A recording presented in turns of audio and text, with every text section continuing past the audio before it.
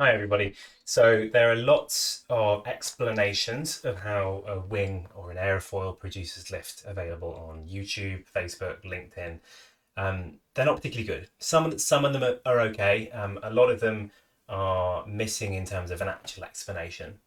There are some fantastic textbooks, a couple of which I've got sort of to hand on here. So classic would be Houghton and Carpenter's Aerodynamics for Engineering Students.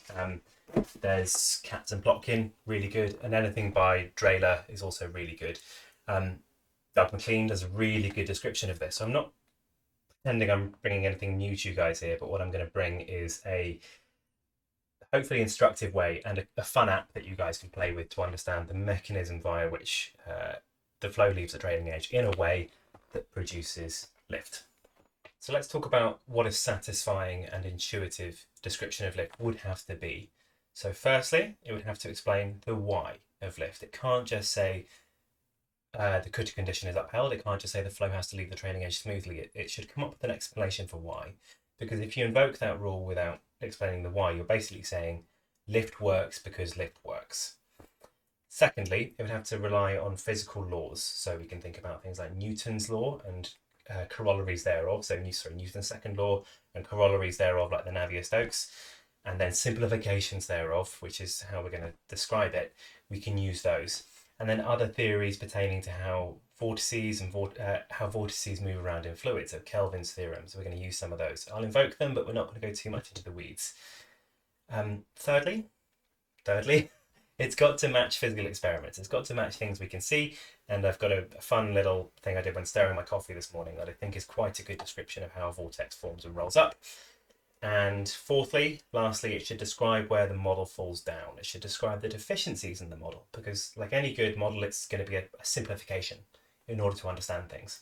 So to make that simplification, we've had to simplify things. So let's have a look at how we can describe fluid flow.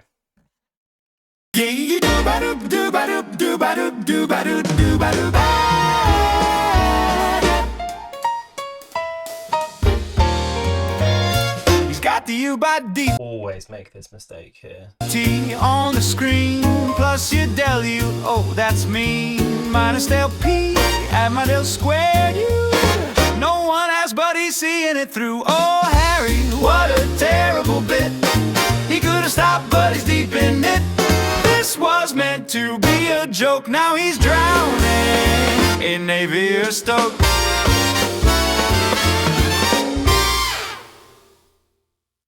Okay, so I almost immediately regretted starting that stupid joke. I knew I was going to fast forward through this.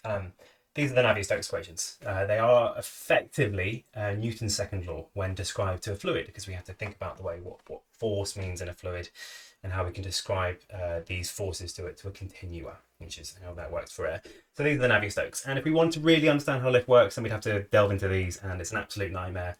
Aeronautical engineering students are probably getting horrible sweat down their back looking at these.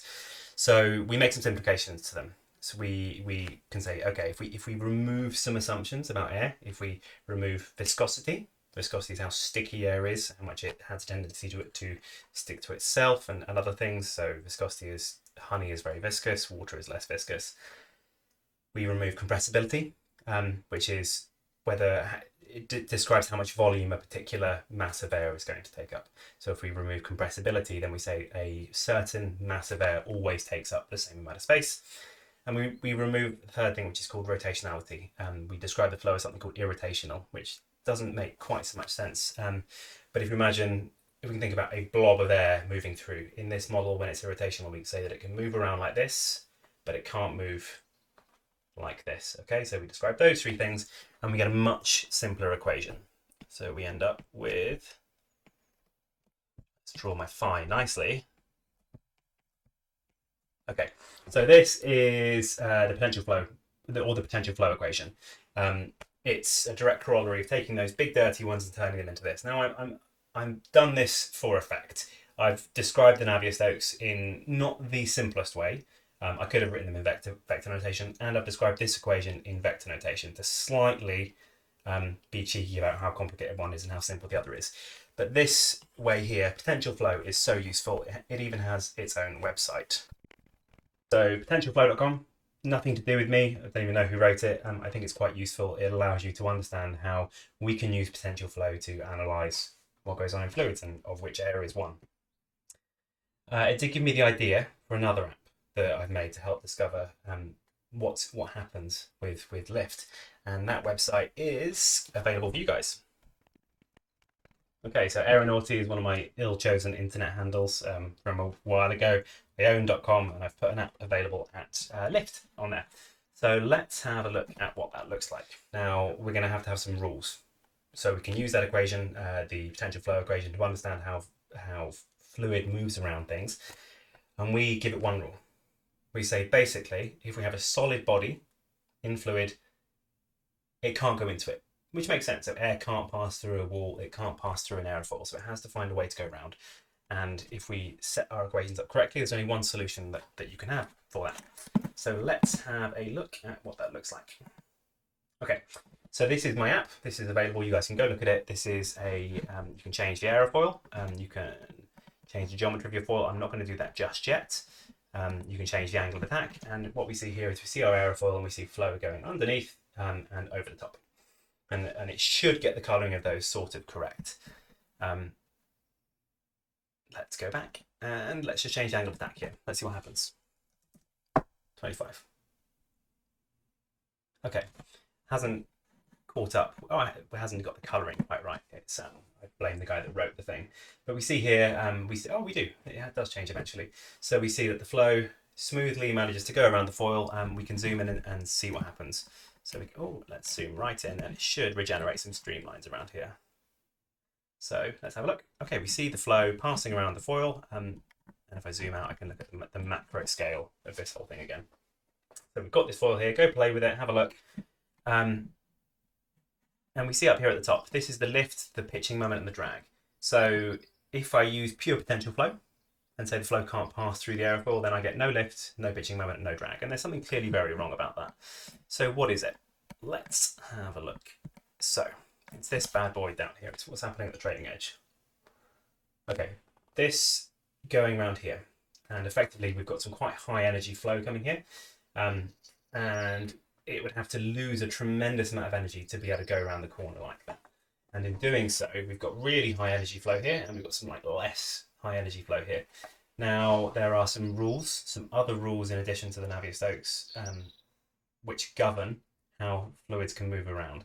And effectively, what we've got here, we've got a fast moving bit and a slow moving bit. We have what's called a shear layer formed because you've got flow trying to go past the other. And if you take a pencil in your hand, you can see if you have shear layer rolling about, you've got a rotation that forms in between.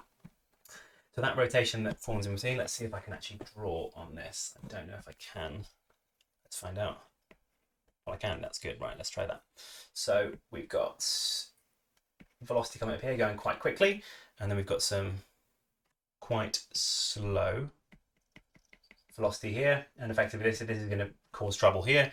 Now, what this causes is a tendency for the flow in this portion to rotate, which is something that we actually said we can't allow in potential flow, which is why that doesn't happen in this particular grasp of potential flow. But this happens in real life. This happens in real life when fluids go around things. And I was trying this morning to come up with an example for how this happens, and I'll show you one. Okay. Oh, fuck it. Okay, so I took this video this morning. You can see I really thought about what I was doing, and you know, it's in portrait mode, which shows me being slightly silly. But I'm going to play this video here, and this is me just stirring my coffee this morning. And we can see that when we've got that shear layer that forms down here, it rolls up into a vortex, which moves off the body. So let's play that again, see if I can slow it down. We'll play this at half speed. So if I pause it here, let's put myself above this actually. Okay, so if we put this above this, then we can see, and I can't quite lean into that. Let's move this over. Okay, so we can see that when this is coming down, the spoon's coming down, then we have this vortex starting to form here. Let's just play this in slow motion. It rolls off and propagates down. Okay, so this isn't an aerofoil. It's not producing lift in the sense that we think about it, but it is showing that, well, it will be producing a force because of the consequence of this vortex. But what we see here is we've got this body that's sort of at that angle moving through a fluid, and then we see that the flow tries to go round, and it, because it's got high energy flow interacting with low energy flow because of Helmholtz instability theorem, that rolls up into a vortex which rolls off the body. Okay, why does that help us? Why does it help us understand anything? We sort of know, we know from the flow that when we have the flow trying to do this, it can't do it. So what happens? We see a vortex forming in this direction. Okay, so that we'll take that as a given. Now another thing, there's something called Kelvin's circulation theorem. We're not going to go into the details of it because this isn't supposed to be a course in fluid mechanics. It's trying to give you an instructive means to understand fluid flow. But effectively, when you look at your cup of coffee, or when you look at your paint you're stirring, or whatever you're stirring, or rowing in a kayak, you'll see these vortices form, and you'll see these spirals forming the water. They don't form on their own. They can only form at places where a solid body, or actually an external magnetic or gravitational force, but for our purposes, they can only form where a solid body interacts with a fluid, and that's important. There's another part of Kelvin's theorem, or Kelvin's circulation theorem. All of these are both sort of woolly descriptions of Kelvin's theorem. If I was to draw a box around this aerofoil, okay, so I've got a control volume around this fluid now. So we can consider what's sort of been done on a forces and moments level. This isn't quite accurate for a fluids course, which is not what this is intending to be, but it's enough to give you an intuition for what's going on. So the fluid, if we were to look at it now, the air now has this tendency to turn around. So it's turning up here. Let's bring this down so I can actually do this with my hands. Okay, so it's got this tendency to turn here. So if it's turning in this direction, Kelvin's circulation theorem says that the total amount of rotational momentum in this fluid has to remain constant. So there has to be an equal and opposite reaction circulation somewhere in the fluid. And we also know that that can't just arise anywhere else. It can't arise here to balance it. It can't arise here to balance it. It has to arise where the fluid interacts with the solid body. So the only way for that to go is the other way around the foil, and it has to be a circulation that goes in this direction. So that's the counter circulation, or called the bound vortex. Now what that does is this causes the flow to speed up on the top, and it causes the flow to have a tendency to go in the other direction on the bottom. And when you combine that with the free stream, it means this is sped up significantly. This one's slowed down significantly. And what that means is it moves the flow so it's no longer going to try and form a vortex on the upper surface. Okay, so it's no longer, so that circulation in the flow, the tendency for it to move around the flow, so it's going backwards on the upper surface and forwards on the lower surface. It doesn't mean the flow is actually moving in that direction. It just means that the flow has a tendency to slow down at the bottom and up on the top in order to match the amount of torque that the starting vortex, which is that first one we saw, formed. So if we look at this here, we can't model that in potential flow. We can't model the way that works in classical potential flow. So what we do is we're able to model the amount of circulation that the foil must add to the flow, such that this situation here doesn't happen. So we need to be able to move in between these two. There's something called a stagnation point. So there's a stagnation point somewhere. Oh no, not there. There's going to be a stagnation flow somewhere around here, which means that the fluid's not moving. So that's the problem with classical potential flow. And if we tell the simulation to add enough circulation such that this doesn't happen, we say, okay, we know that the flow has to leave the draining edge smoothly. That's called the Kutta condition, and we add that here. So if we add that condition here, you can delve into the source code and see how that works. If I zoom out, let's see what that looks like. So we see the flow looks, doesn't look wildly different to how it did before with the condition, but we see that actually some lift is produced here, and I'm at an angle of attack of 25 degrees. This is not intended to be a numerically accurate simulation. It's intended to be a simulation you can play, a diagram you can play with. It's like the diagrams in aircraft flight or cats and blocking, but you can play with them and mess around with them. But we do see that an angle of attack of 25 degrees gives a lift coefficient of 2.6. Clearly not feasible. There's no stall in this model, but that does mean that it's got a lift curve slope of about 0.11 per degree, which is about 2 pi per radian. So we know we're doing pretty well there. We can also visualize what actually goes on with the flow here. So I'm going to put some fake smoke particles in here to really show off my JavaScript skills. And we can see that if I was to see the flow with particles, then they are highly accelerated over the top. And let's put some more streamlines in so we can see a little bit more. Let's put some more in. Okay. So we see flow is highly accelerated over the top in order not to catch up with the flow on the bottom, which is that nonsense equal transit time theory, but so that it can leave the trailing edge smoothly. Because if it doesn't do this, then that vortex forms, and that vortex forming gives rise to the situation where there's enough circulation around it. So that's pretty cool. And let's turn the Kutta condition off and see what happens. Here we go. If I turn the Kutta condition off, eventually smoke will be seeded again. We can see, oh, okay, in this situation, the flow actually does catch up. There is this equal transit time sort of theory taking place. Particles sort of meet up downstream. So what this is saying is actually, even if the equal transit time theory was true, firstly, it would never be able to produce lift, because that's a bit up here at the top left, it's not producing lift. It's not doing enough flow acceleration over the top.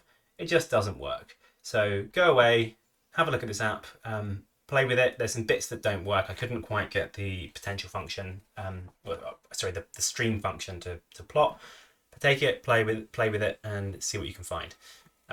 There are some great other websites that show this starting vortex being formed, and hopefully this gives an indication of the mechanisms that produce rotational tendency in the flow that gives rise to acceleration on top, deceleration below, that enables flow to leave the trailing edge smoothly, which creates a low pressure on top, high pressure on the bottom, and accordingly generates enough lift to match correlations from experiment, which is pretty important. So thank you. Caveat for this video: this is not intended to be a course in fluid mechanics. This is intended to be a way to clarify some misinformation that's been described on the internet. The Kutta condition is often invoked as a rule that has to be upheld, but it's never really described why it has to be upheld. There are some good explanations out there, but they don't tend to be found on LinkedIn. So if you see an explanation on LinkedIn, it tends to be upheld as this rule and never explain why. I've also missed out some things, and if you're watching and you go through the video, you'll understand that there are some parts missing from this explanation. Why does the circulation distribution or the vorticity distribution around the foil give rise to the correct circulation?